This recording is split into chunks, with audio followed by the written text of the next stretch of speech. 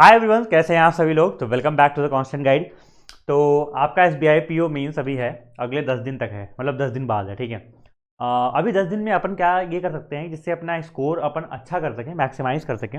और 10 दिन में आपको पता है इस समय थोड़ा सा पैटर्न में चेंज हुआ है, तो उसके हिसाब से चीज़ों को कैसे लेकर चलना है उसको जानेंगे इस वीडियो में। छोटी वीडियो है, जल्दी से आपको समझ में आ जाएगा, ध्यान सुनिएगा। एक एक पॉइंट इंपॉर्टेंट होगा, ध्यान सुनिएगा, ठीक है। देखिए, इस बार जो आपका पैटर्न है वो पैटर्न चेंज हुआ है, आपको पता है। रीजनिंग और डेटा आपका जो ये डीआई का पोर्शन है, इसके थोड़ा सा वेटेज कम कर दिए गए हैं, जो कि अच्छी बात है, जो कि हर बार लगभग टफ रहता था। और जो ये वाला पोर्शन है आपका जीए का, इसका वेटेज बढ़ा दिया गया है, 60 नंबर कर दिया गया है, ठीक है। तो वो सभी बच्चे जो एकदम मस्त रट लेते थे और जो जीए वीए में अच्छा परफॉर्म करने की रखते थे, तो उनके लिए थोड़ा सा खुशखबरी है। दूसरा आपका इंग्लिश है, वही सेम मार्क्स का है। फिर आपका लैंग्वेज है, मतलब डिस्क्रिप्टिव है, 50 नंबर का। एक पेपर, एक अच्छी चीज़ जो इस पेपर में होती है वो होती है सेक्शनल मार्क्स नहीं होता, जो कि एसबीआई वालों में आपको पता है खास बात होती है। इससे ये होता है कि जैसे आपका आईबीपीएस पीओ मेंस का भी डीआई हुआ था, याद है, बहुत टफ आ गया था जिन्होंने दिया होगा। तो 2 नंबर कट ऑफ सेक्शन गई थी 2.25। तो कुछ लोग का उसमें भी नहीं हुआ था, कुछ लोग का उसमें भी नहीं आया था, इतने टफ लेवल की डीआई आई थी। यहाँ पे क्या है, आपके 0 नंबर भी आ जाएंगे, तब भी कोई दिक्कत की बात नहीं होगी। अब ये क्या लिखा है इसको सुनाने से पहले मैं आपको प्रीवियस ईयर के कुछ कट ऑफ दिखा दूँ। देखिए, 2020 की अगर बात करूँ, ये हमारे टाइम पे लगभग कट ऑफ इतनी गई थी, 88.93 गई थी, ठीक है। इसका पेपर भी काफ़ी टफ आया था। 2 सेक्शन थे, मुझे याद है अपने पेपर में। एक तो हमारा जीए का जो पोर्शन था वो काफ़ी टफ आया था, क्योंकि उसी साल से ये स्टेटमेंट बेस्ड वाले क्वेश्चन इंट्रोड्यूस होना स्टार्ट हुए थे, क्योंकि आपको पता है आजकल जीए में स्टेटमेंट बेस्ड क्वेश्चन काफ़ी आते हैं, ठीक है। और स्टेटमेंट बेस्ड क्वेश्चन का जो लेवल है वो भी अप टू द मतलब मार्क रखा जाता है, यूपीएससी नहीं बोलूँगा, लेकिन हाँ उस लेवल तक थोड़ा बहुत रख दिया जाता है। इसमें होता क्या है, आपको कोई स्कीम दी होगी, फिर 4-5 उनके ऑप्शंस होंगे, 4-5 तरीके होंगे, फिर पूछेगा 1-2 सही है, 2-3 सही है। तो बेसिकली आपको एक स्कीम के बारे में, एक जो भी खबर है, जो भी आपका करंट अफेयर्स है, उसके बारे में डिटेल नॉलेज होना बहुत जरूरी है। ये फिलहाल तब से हो गया था और इस साल भी आया था। और इस साल हमारे साल डीआई बहुत टफ आई थी, बहुत टफ आई थी, अच्छी खासी टफ आई थी, ठीक है। तो आप अगर देखो ध्यान से, पिछले साल भी कुछ वो शायद थोड़ा सा इजी पेपर रहा होगा, इसलिए 96 के आसपास कट ऑफ, यहाँ 95 गई थी, यहाँ पे 89 गई थी, 4-5 नंबर का अंतर आया था। अब मैंने वही लिखा हुआ है कि इन केस चलो हम मान चलते हैं कि मैक्सिमम आपका कट ऑफ जो है 4-5 नंबर इधर उधर ही होता है, इससे चेंज तो आएगा नहीं आएगा, ठीक है। तो अगर आपको 95 मार्क्स मान लीजिए टारगेट अगर करना है एग्जामिनेशन में, तो जो हमारा डिस्क्रिप्टिव होता है ये होता है 50 मार्क्स का, ठीक है। अभी डिस्क्रिप्टिव में अगर हम ध्यान से देखें तो डिस्क्रिप्टिव में आपने अगर पता है, चाहे ऐसे ले लो चाहे लेटर ले लो, अगर आपने ढंग से फॉर्मेट वगैरह भी लिखा है, फॉर्मेट का मतलब जो आपका बॉडी होता है, जो आपका सैल्यूटेशन होता है, जो आपके एड्रेस वगैरह होते हैं, मतलब लेटर में अगर आपने प्रॉपर फॉर्मेट लिखा है, फिर बीच में बॉडी लिखा है, आपने ऐसे में अगर ढंग से सब कुछ लिखा हुआ है, ठीक है, इंट्रो बॉडी कंक्लूजन, तो आपको पता है, और आपने वर्ड लिमिट मेंटेन नहीं की है, मतलब मेंटेन रखी है, सॉरी, तो तब भी आपको मिनिमम 25 से 30 मार्क्स वहां मिल ही जाते हैं, ठीक है। और अभी जो है हम लोग जो मॉक्स देते हैं तो बेसिकली इन चीज़ों का देते हैं, और ये 4 सब्जेक्ट ही हमारे मेन हैं, जिसपे अभी हम बहुत ज़्यादा काम कर सकते हैं, जिसपे क्या कर सकते हैं वो देखा जाएगा, मतलब। लेकिन ये 4 सब्जेक्ट हैं जिसमें 200 में से हमको अपना मार्क्स को अभी देखना है।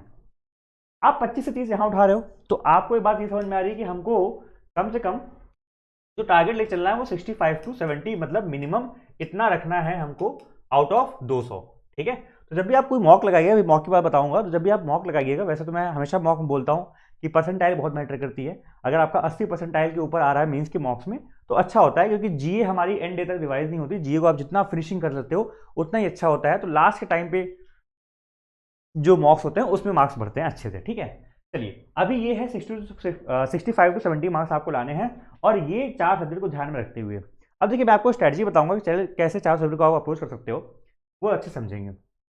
सबसे पहले देखिए, एक बात मैं आपको बता दूं, यहाँ पे लिखा है मैंने करंट अफेयर्स, यहाँ पे मैं बता दूं कि अगले 10 दिन में ना, बहुत ईमानदारी से बता रहा हूँ, बहुत ऑनेस्टली बता रहा हूँ, अगले 10 दिन में रीजनिंग और डीआई में बहुत ज़्यादा खास आप कुछ नहीं कर पाओगे, सच बता रहा हूँ, मैं ऑनेस्टली बता रहा हूँ यहाँ, ठीक है। आपके पास 1 महीना होता, मैं बोलता आप रीजनिंग के सेट्स लगाओ, 2-3 घंटे की मीन्स के पजल लगाओ, ऐसा करो वैसा करो।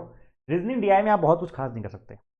जो अगले 10-15 दिन, 10 दिन में फिलहाल आप बहुत मैक्सिमाइज कर सकते हो, वो है आपके जीए के मार्क्स, आपके डिस्क्रिप्टिव के मार्क्स, ठीक है। ये 2 चीज़ पे अगर हम लोग अच्छे से काम करें, और थोड़ा बहुत इन लोग में क्या क्या करना है वो हम देखेंगे अभी आगे, ठीक है। तो ये बात ध्यान में रखेंगे कि जो हमारा पूरा स्टडी का शेड्यूल होगा, अगले 10 दिन का जो हमारी स्टडी रूटीन होगा, प्लानिंग होगी, उसमें जीए को आप मैक्सिमम टाइम दोगे, बाकी इन तीनों को मिनिमम टाइम, और डिस्क्रिप्टिव को भी उतना ही इक्वल वेटेज हमको देके चलना है, क्योंकि ये 50 नंबर के बढ़िया मार्क्स हैं अगर आपने प्रॉपर फॉर्मेट वगैरह ये सब ध्यान दिया है तो, ठीक है। अभी जीके में कर क्या सकते हैं, जीके में देखिए सबसे पहले मेन चीज़ मैंने आपका ये बनाने से पहले दो चीज़ को एनालाइज किया। एक तो प्रीवियस ईयर का जो आपका पेपर एसबीआई पीओ का आया था और जो भी एसबीआई क्लर्क आपका हुआ है, ठीक है। एसबीआई क्लर्क जो हुआ है इसमें आपको समझ में आ गया, सितंबर के और अक्टूबर के काफ़ी क्वेश्चन आए थे, सेकंड वाली शिफ्ट में जुलाई के भी आए थे। तो एक बात हम समझ के चलते हैं, जैसे मान लीजिए आपका 30 जनवरी को पेपर है और मैंने अभी स्टार्टिंग में बोला था आप लोग डिटेल में स्टडी करनी है, ठीक है। तो डिटेल में स्टडी करने का मतलब मैं ये मान चल रहा हूँ कि अगर आप किसी मंथली पीडीएफ से पढ़ रहे हो जिसमें डिटेल में सब कुछ दिया होता है जीके का, वो आप पढ़ोगे तो कोशिश आप ये करना दिसंबर, नवंबर, अक्टूबर, सितंबर, इन 4 महीने का, मेरे हिसाब से इन 4 महीने को आप एकदम थॉरोली कर लो, अच्छे से कर लो, डिटेल में स्टडी कर लो। डिटेल में स्टडी करने से, को मंथली पीडीएफ में डिटेल में स्टडी करने से यही फायदा होता है कि जब आप किसी बारे में पढ़ते हो, किसी न्यूज़ के बारे में या फिर किसी भी अफेयर के बारे में, किसी भी स्कीम के बारे में, कोई बैंकिंग अवेयरनेस के बारे में कुछ पूछ लिया तो डिटेल में आपको नॉलेज होती है, ठीक है। ये बात पहले इंपॉर्टेंट है। अच्छा एक चीज़ और, तो प्रीवियस का जो पेपर मैंने देखा यहाँ पे कि ये दिखा मुझे कि आपके करंट अफेयर्स क्वेश्चन आए थे मैक्सिमम 28 से 29। अब उस समय 40 नंबर का हुआ करता था, तो मतलब 75% आपका इसी से जहाँ तक एक्सपेक्टेड है आएगा। बाकी स्टैटिक के पोर्शन आपका 20 से 25% वो आएंगे स्टैटिक वाले।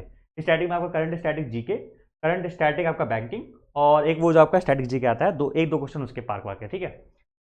तो ये मिला के आपका टोटल 40 क्वेश्चन होता है। इस बार भी अगर है 50 क्वेश्चन तो 35 क्वेश्चन के आसपास हम ये एक्सपेक्ट करते हैं आप करंट अफेयर्स के आएंगे। तो बेसिकली जो पूरा मुद्दा है वो है करंट अफेयर्स का, और ये 4 महीने को आपको एकदम लेके चलना है, एकदम डंके की चोट पे। ये 4 महीने को एकदम अच्छे से करना है, ठीक है। जब आप करना, आपको पता है अब कैसे करना है, मैंने बता ही दिया आपको। आप एक अपना मंथली पीडीएफ से जिससे भी रिवाइज कर रहे होगे उसी से कर लेना। अब जो लोग ने कुछ नहीं किया है, आई होप कुछ ना कुछ आपने किया होगा। जिन्होंने कुछ नहीं किया उनके लिए मंथली पीडीएफ करना तो इम्पॉसिबल है अगले 10 दिन में, लेकिन अगर आपने मंथली पीडीएफ किया है एक बार भी तो प्लीज़ उसको आप 2 से 3 बार रिवाइज करिएगा, डिटेल में स्टडी करिएगा, ठीक है। एक तो ये हो गया। दूसरा, जब आप करिएगा तो प्लीज़ अपनी 4 से 5 चीज़ों पर ये प्रायोरिटी जरूर रखिएगा। एक बैंकिंग अवेयरनेस का क्वेश्चन, किस बैंक का किससे क्या मर्जर हुआ, किसने किसके साथ क्या पॉलिसी बनाई, कौन सा इंश्योरेंस कंपनी आके मर्जर हुई, ये जितने भी सारे वाले क्वेश्चन होते हैं अवेयरनेस वाले। गवर्नमेंट स्कीम्स, इसी पे आपके ये वाले बनते हैं स्टेटमेंट बेस्ड वाले क्वेश्चन। आप देखना मैक्सिमम क्वेश्चन आपके स्टेटमेंट बेस्ड वाले इसी पे बनते हैं। अब तो डायरेक्ट क्वेश्चन आते भी नहीं है, वही वाली बात है।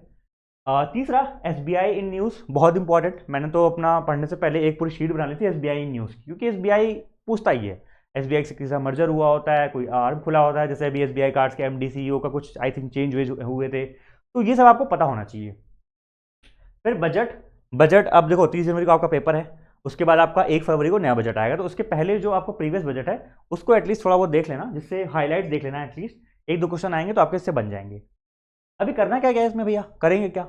देखिए अगले 10 दिन में अभी आप क्या कर सकते हो, जो मैंने पीडीएफ बताया मंथली पीडीएफ, उसको आप रिवाइज कर लो 2 से 3 बार जितना हो सकता है। पहला चीज मैं यहाँ पे लिख देता हूँ पीडीएफ, ठीक है, पहला। फिर जब आप रिवाइज करते हो, जब आप पढ़ते हो, तो शाम को बैठने से पहले फ़ोन में आपके होती है ना ऐप होती हैं, इन्हीं क्विज लगा लिया करो, ठीक है, इन्हीं की क्विज लगा लिया करो। अच्छा बोलोगे भैया कौन सी पीडीएफ, आपको पता है मैं हमेशा कौन सी बोलता हूँ, वरना आप लोग कोई भी ले सकते हो, लेकिन मैं हमेशा बोलता हूँ अफेयर्स क्लाउड की जो मंथली वाली आती है वो वाली कोशिश करिए। कई लोग पूछते हैं भैया Q&A वाली और पता नहीं क्या क्या पूछते हैं, ये वाली बेस्ट मंथली वाली ही है, लेकिन उसके बाद वही ऑर्डर में आती है। आप चाहो तो Q&A भी कर सकते हो और बाकी जो दूसरी भी हैं वो भी कर सकते हो, लेकिन उसकी पीडीएफ कर लीजिएगा। फिर उन्हीं की ऐप पे ये क्विज होती हैं, शायद वो जो पीडीएफ में क्वेश्चंस होते हैं ना उन्हीं से क्विज बनाते हैं वो, बड़ा बढ़िया। तो क्विज कर लीजिएगा, क्विज से आपका क्या होता है, रिवीजन बड़ा अच्छा होता रहता है।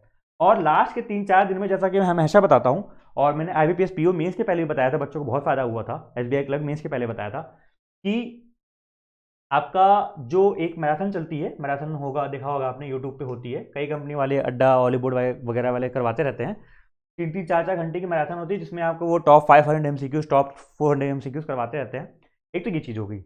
अब देखो ये होता है आइडियल तरीका प्रिपरेशन करने का, ये जो आप करते हो जब आप एग्जामिनेशन में जाओगे बहुत सी अनएक्सपेक्टेड चीज़ें होंगी, ठीक है। अभी जैसे एसबीआई क्लर्क में हुआ था, बच्चों ने बोला क्या यूपीएससी का पेपर बना दिया, पीओ मेन से टफ था, ऐसा था। तो कुछ चीज़ें अनएक्सपेक्टेड के लिए तैयार रहना, इसलिए मैं बोलता हूँ ना, जैसे हमारा जो पेपर हुआ था ये वाला, जिसमें कट ऑफ की मैं बात कर रहा हूँ, ये वाला। अब सोचो मैंने मंथली, मेरी आदत थी मंथली पढ़ने की, क्योंकि मैं आरबीआई और सबका भी देखता रहता था नाबार्ड का।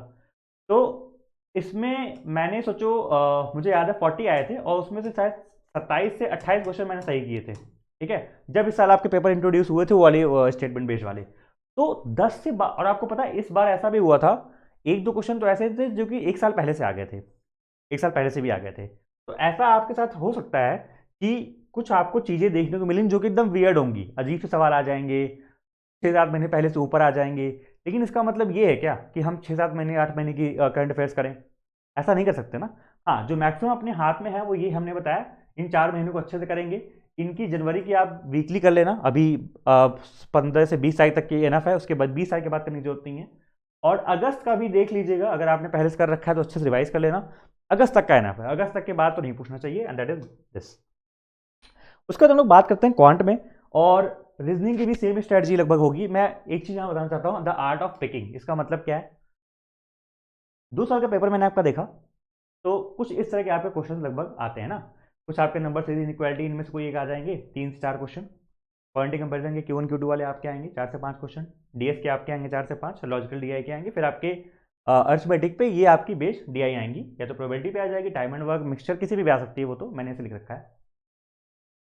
लेकिन आप देखो, मैंने एक बात आपको बोली थी कि मैक्सिमाइज अपना स्कोर आप कर सकते हो इसमें जीए में, तो जीए अभी आपको पढ़ना है, लेकिन इसमें पेपर में क्या करोगे, आप कैसे अप्रोच करोगे। देखिए पेपर में ना, जब ये आप करते हो, क्वांट हो गया और ये इंग्लिश आपका रीजनिंग हो गया, और आपके पास मान लो अभी टाइम कम है, ठीक है, जितना भी आपने पढ़ा है 2 पार्ट में पेपर को करो, ठीक है।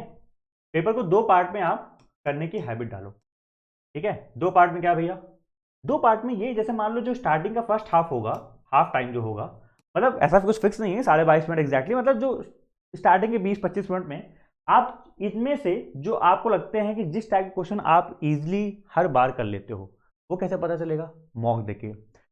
अभी जो आपकी मॉक की फ्रिक्वेंसी होगी, अगले मैं ये मान के चल रहा हूँ 10 दिन में 4 से 5 आप कम से कम मेंस की मॉक लगाना, और कोशिश करो, जैसे अभी तो ठीक है, लेकिन जब लास्ट के 1-2 मॉक लगाना, तो जिस टाइम पे आपका एडमिट कार्ड में टाइमिंग है उस टाइम पे बैठ के लगाना। उससे क्या होता है कि 3 घंटे आपको उस टाइम पे बैठने की हैबिट पड़ जाती है, हमारे सबकॉन्शियस माइंड में वो फीड हो जाता है, अच्छी बात है। तो आपने क्या है, 3 घंटे बैठ के करना है, मॉक लगाना है। अच्छा, मॉक लगाओगे तो मॉक से आपकी इन सब की प्रैक्टिस अच्छी से होती रहेगी, और कम से कम 4 से 5 मॉक लगाओ। मॉक कहाँ से लगाओगे, आपके पास फ्री मॉक्स, जो भी मॉक्स अभी होंगे वहाँ से आप लगाते रहो, वहाँ पे होगा मेंस का मॉक होगा, 10-12 सेट भी अगर है तो 4 से 5 लगा लो, बहुत है। वरना फ्री मॉक अगर आप लोग को चाहिए तो फ्री मॉक के मैं लिंक डिस्क्रिप्शन में दे दे रहा हूँ, आप लोग फ्री मॉक भी जाके लगाओ। और अभी आप लोग बताओ कितने परसेंटाइल आप लोग के आ रहे हैं, ठीक है। जब आप मॉक लगाओगे तो जो भी आप मॉक लोगे, ध्यान रखना उस मॉक में, जैसे आप मॉक लोगे तो मॉक के साथ डिस्क्रिप्टिव वाला भी आता है, तो हर बार जब आप मॉक लगा रहे हैं तो आप पूरे पैटर्न लगाएंगे, एक फुल मॉक दिया, साथ में डिस्क्रिप्टिव देने की अगर कोशिश कर, मतलब हो जाए तो दीजिएगा, अदरवाइज मान लीजिए डिस्क्रिप्टिव उतना नहीं दे सकते आप, तो डिस्क्रिप्टिव का बताऊंगा अभी, लेकिन एक मॉक आपको डिस्क्रिप्टिव प्लेटफॉर्म पर जरूर देना है, ठीक है। मिल जाएगा आपको, जब आप मेंस का मॉक लोगे आपको डिस्क्रिप्टिव के साथ में मिल जाएगा। तो अभी इसमें करना क्या है कि जब स्टार्टिंग में आप मॉक लगाओ तो आपको पता चल होगा, और अभी तक आपने लगाया होगा, कि जो ये सब पॉइंट्स होते हैं, like number series, inequality, quantity comparison, ये सब जनरली अगर डीआई के पहले देखा जाए, इनको हम पिक कर रहे हैं, तो कुछ कुछ इसमें ड्यूएबल होते हैं। तो स्टार्टिंग के जो फर्स्ट हाफ है, अगर आपने इनमें से ध्यान से देखिएगा, इनमें से हम ये बोलते हैं कि 6-7 क्वेश्चन भी ऐसे पिक कर लिए जो कि ड्यूएबल है, और आपने कर लिए, तो आपका वहां पे ना कॉन्फिडेंस आ जाता है। ये मैं इसकी बात कर रहा हूँ डीआई की। उसके बाद इस रिमेनिंग हाफ टाइम में आपको कोई एक डीआई निपटानी है, आप देख लो, आप पिक कर लो कि कौन सा डीआई आप कर सकते हो सकता हो आप कोई एक डीआई उठाओ जिसमें आपने कुछ देर ट्राई किया, 5-10 मिनट दिया, फिर नहीं हुआ, ऐसा पॉसिबिलिटी है। दूसरी आपने, फिर आप उस पर गए और वो आपसे मान लो हो गई। उल्टा भी हो सकता है, आपने जो पहले डीआई पिक की वही आपसे हो गई, तो दूसरा हाफ भी अगर मान चल रहा हूँ कि आपने एक डीआई भी सक्सेसफुली बढ़िया से कर ली, तो यहाँ पे आपका ये काम हो जाएगा, ठीक है। तो मैं अभी तो सिर्फ आपको मिनिमम चीज बता रहा हूँ, पेपर अगर थोड़ा सा ढंग का लेवल का आ गया, थोड़ा सा डूएबल आ गया, तो ये तो और ज्यादा होंगे, ये तो मैं वर्स्ट केस में बता रहा हूँ कि टफ आया तो, ठीक है। या फिर जो भी आया, ये चीजें थोड़ा सा ऊपर नीचे वेरी होंगी, लेकिन आप बस, मैं आपको ये बताना चाह रहा हूँ कि जो मैंने आपको यहाँ पे टारगेट दिया था मॉक्स में 65-70 लाने का, वो देखो आप कितना बढ़िया आप अचीव कर सकते हो यहाँ से, ठीक है। तो ये बात ध्यान रखें, मैं इसलिए बोल रहा हूँ क्योंकि यार अभी क्या है ना, अभी शायद ऐसा हो सकता है आपको बहुत सारे कंपनी टीचर लोग बोलेंगे भाई वो अपना मेंस का बैच लॉन्च कर दे रहे हैं, मेंस का ये पढ़ लो, ऐसे पढ़ लो, अरे भाई 8 दिन बचा है, बच्चा जीए रिवाइज कर ले, डिस्क्रिप्टिव की प्रैक्टिस कर ले, इससे ज़्यादा कुछ नहीं कर सकते आप, बिलीव मी, मैं झूठ क्यों बोलूँगा, ठीक है। तो अभी कोई बैच काम में नहीं आएगा, कहीं आप पढ़ नहीं सकते, कोई कुछ नहीं काम में आएगा। सिमिलरली यही आप, एक मिनट रुकिए, सिमिलरली यही आप फोकस करेंगे रीजनिंग में, जो मैंने बताया, स्टार्टिंग के हाफ टाइम में आप में से कुछ कुछ भी इनको आपको मिल गया, कोई डायरेक्शन, ब्लड मिक्स, कुछ भी ऐसा मिला तो उनको ट्राई करेंगे।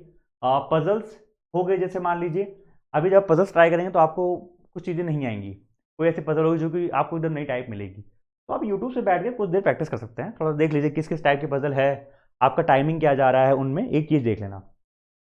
क्रिटिकल रीजनिंग, जो लॉजिकल रीजनिंग वाले क्वेश्चन होते हैं, उनके लिए मैं एक बात बोलूंगा, अभी तक अगर आपने नहीं छुआ है तो स्किप कर दो, छोड़ दो, ठीक है।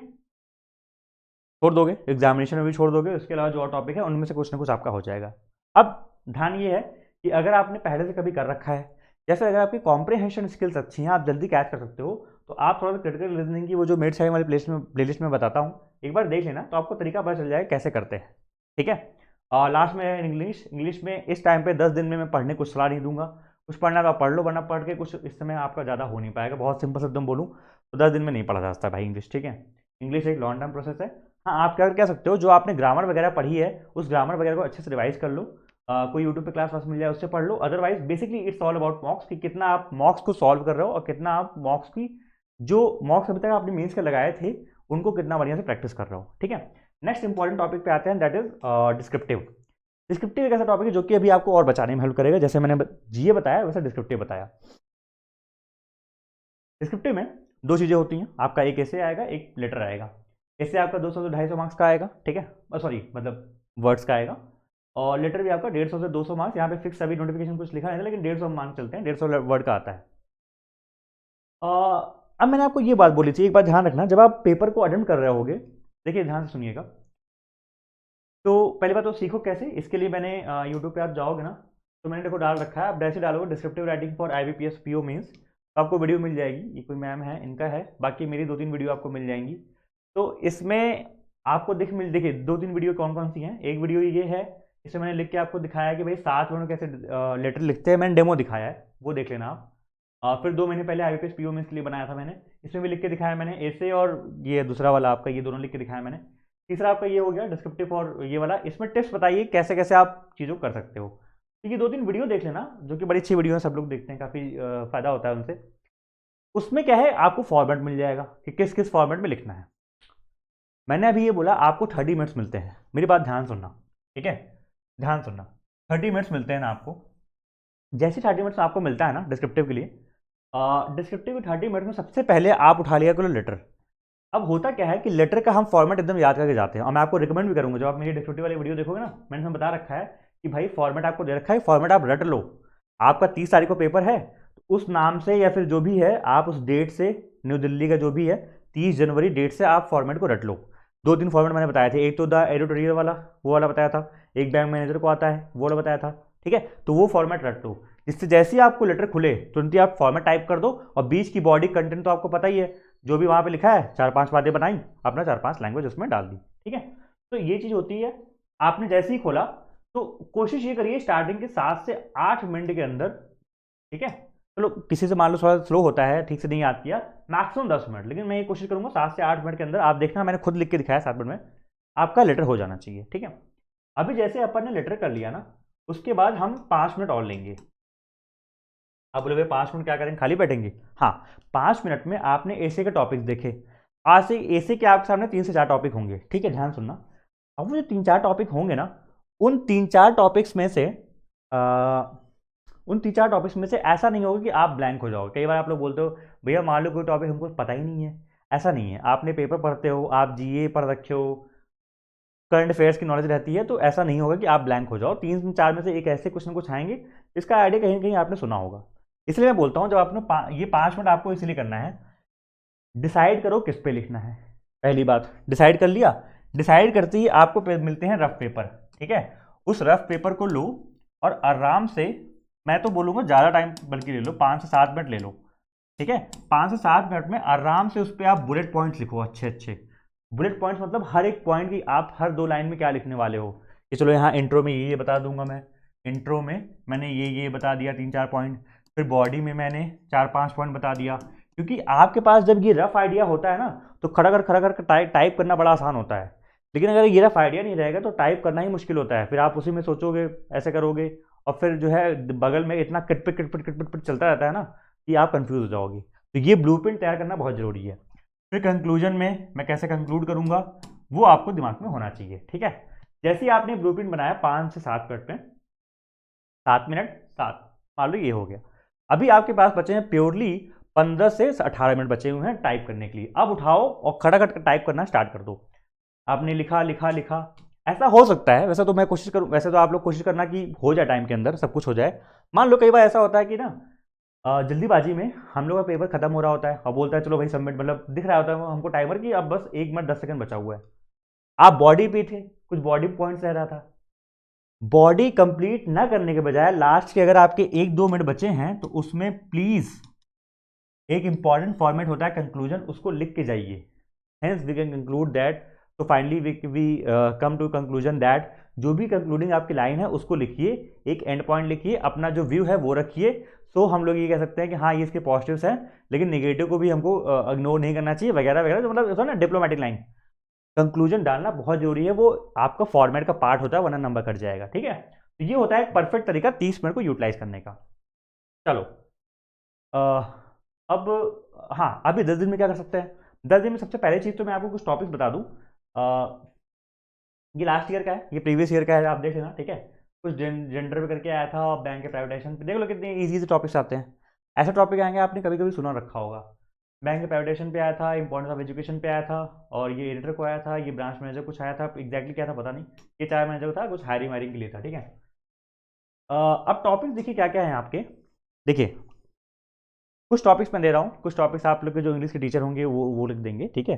उन लोग ऑब्वियसली बढ़िया बता पाएंगे। लेकिन कुछ टॉपिक्स जो मुझे लग रहा है अभी रिसेंट न्यूज़ में थे, या फिर जो रिसेंट अभी टॉपिक्स हो सकते हैं, वो ये सब टॉपिक्स हैं। जब भी आप कोई टॉपिक ढूंढो, एक काम सिंपल सा करो। गूगल पे आपको पता है हर चीज़ का ऐसे मिल जाता है, हर चीज़ का। जैसे मान लो मैंने लिखा है कैशलेस इकोनॉमी, आप डालो कैशलेस इकोनॉमी, ऐसे आ जाएगा। मैं ऐसे करता था, ऐसे आ गया, देखा, पढ़ लिया।